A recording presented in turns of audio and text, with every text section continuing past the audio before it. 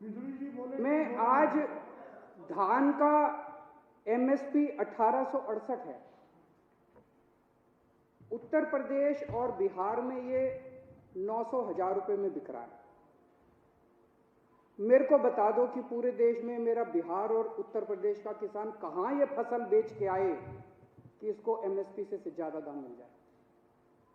हवा में बात करने से क्या फायदा है? कहीं भी बेच लो, कहीं भी बेच लो। अरे कहां बेच लें, बताओ तो सही। अब हमारे देश का किसान पूरे देश में कहीं भी बेच सकता है। वो देश का किसान कहीं भी नहीं बेचेगा। उनको भी पता है कि कौन बेचेगा। उनसे पंजाब में खरीदेगा, उत्तर प्रदेश में उनसे 800 रुपए में बेच के वही बड़े बड़े पूंजीपति इतनी महंगाई कर देंगे कि वो पूरे देश के अंदर इसको महंगा बेचेंगे। ये किसानों के बेचने के लिए कानून नहीं बनाया गया। तो कहा जा रहा है कि किसानों को भ्रमित किया जा रहा है। किसानों को भ्रमित नहीं किया जा रहा, भाजपाइयों को भ्रमित किया जा रहा है। सारे भाजपाइयों को अफीम खिला दी है और अफीम खिला के कह दिया ये रट के बस यही बोलो। मैंने आज पूरा भाषण सुना योगी आदित्यनाथ जी का, उनको भी नहीं पता इसका क्या फायदा। वो पूरे भाषण में वो भाषण था इसी बात के लिए कि किसानों को बताना है कि इसका क्या फायदा है। आज सुप्रीम कोर्ट में केस था, कल भी था। हमारे वकील ने सुप्रीम कोर्ट में खड़े होकर कहा कि किसानों की मांगे जायज हैं, किसानों की मांगे मानी जानी चाहिए। केस इसलिए था कि दिल्ली के बॉर्डर के ऊपर किसान बैठे हैं, इसलिए ट्रैफिक की दिक्कत हो रही है। हमारे वकील ने खड़े होकर कहा जी इसके लिए केंद्र सरकार जिम्मेदार है। आज अगर अभी केंद्र सरकार 1 घंटे में इनकी मांग मान ले, धरना उठ जाएगा। धरना क्यों नहीं उठ रहा? धरना इसलिए नहीं उठ रहा केंद्र सरकार नहीं करने दे रही। तो केंद्र सरकार का वकील बोलता है कि ये दिल्ली सरकार का वकील तो किसानों का वकील बन के बना हुआ है।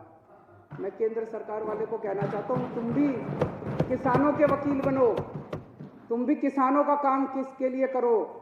किसान इस देश का निर्माता है और अगर किसानों की वकालत नहीं करोगे तो किसकी वकालत करोगे? दलालों की वकालत करोगे। एक कई लोग मुद्दा उठा रहे थे कि कोरोना काल में ऑर्डिनेंस क्यों पास किया गया, ऐसी क्या जल्दबाजी थी। अभी यह कानून शायद 70 साल के भारत के इतिहास में पहली बार हुआ होगा कि राज्यसभा के अंदर बिना वोटिंग के वहां पे राज्यसभा अध्यक्ष ने पास करके पास कर दिया, जबकि पूरा हाउस चिल्ला रहा था। जैसे आप यहां बैठे हैं, कई बार हाउस चिल्लाता है, आपने तो कभी बिना वोटिंग के कोई कानून पास नहीं किया। अगर हाउस चिल्लाता है आप 10 मिनट के लिए एडजर्न कर देते हो, फिर दोबारा बैठते हैं, फिर हाउस ऑर्डर में आ जाता है, फिर वोटिंग कराते हैं।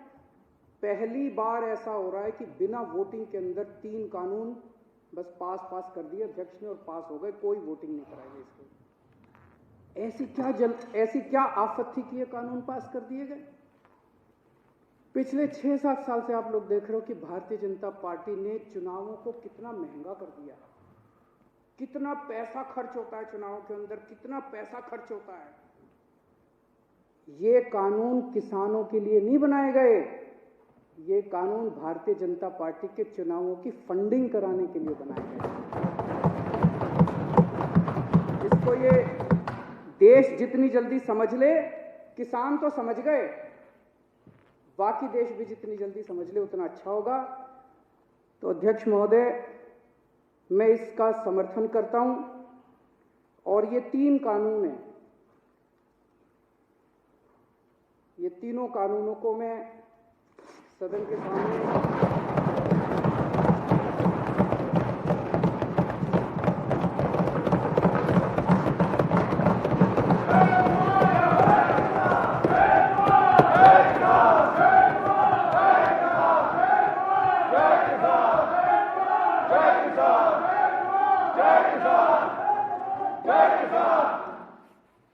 इन दोनों कानूनों को फाड़ते हुए मुझे बेहद दर्द हो रहा है। मेरा बिल्कुल मकसद नहीं था इसे फाड़ने का, लेकिन आज जब मेरे देश का किसान सड़कों के ऊपर 2 डिग्री टेम्परेचर के अंदर सड़कों पे सो रहा है और वो तकलीफ में है, तो मैं अपने देश के किसान और अपने देश के जवान के साथ गद्दारी नहीं कर सकता। मैं भी पहले इस देश का नागरिक हूँ, मुख्यमंत्री बाद में हूँ। तो आज इन तीनों कानूनों को ये विधानसभा खारिज करती है और केंद्र सरकार से अपील करती है कि किसानों की बात मानते हुए अंग्रेजों से बदतर मत बनो।